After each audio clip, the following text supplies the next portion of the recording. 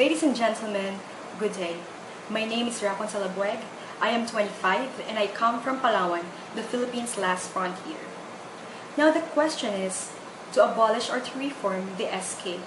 I'd go for reform. Why do we have to reform the SK?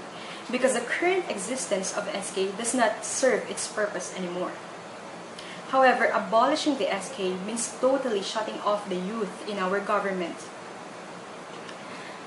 Abolishing the SK means denying the right of every youth to participation, the right to involvement, the right to expression, and the right to representation. Even the indigenous peoples are represented in the IPRA law or the mandatory representation. And even our senior citizens are represented of the Extended Senior Citizens Act. But how about the youth? We live in a democratic country, and as such, everybody has a right to express and be heard of. Without the SK, how can the youth be heard of? No one knows the youth better than the youth does, and that's why there is the SK. If the current system of SK is no longer working, then we should clean it, we should reform it, but not abolish it, because abolishing it means shutting off the youth from our government. As of 2010, the population of the Philippines is 92 million approximately.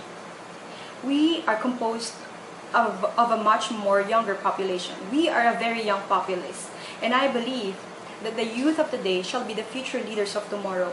Then now is the right time to give them the tools to participate on the issues that have significance on their welfare and the future of this nation. By giving them the platform or the medium to be involved in the government, then the youth and this human resource shall be of big help to this country. And lastly, I want you to know that the Philippines is one of the many countries which ratified the UNCRC, or the United Nations Convention on the Rights of the Child.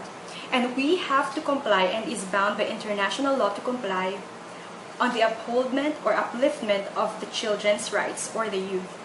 That's why with SK, we are able to comply with this treaty, the most widely and rapidly signed treaty in the history of the world.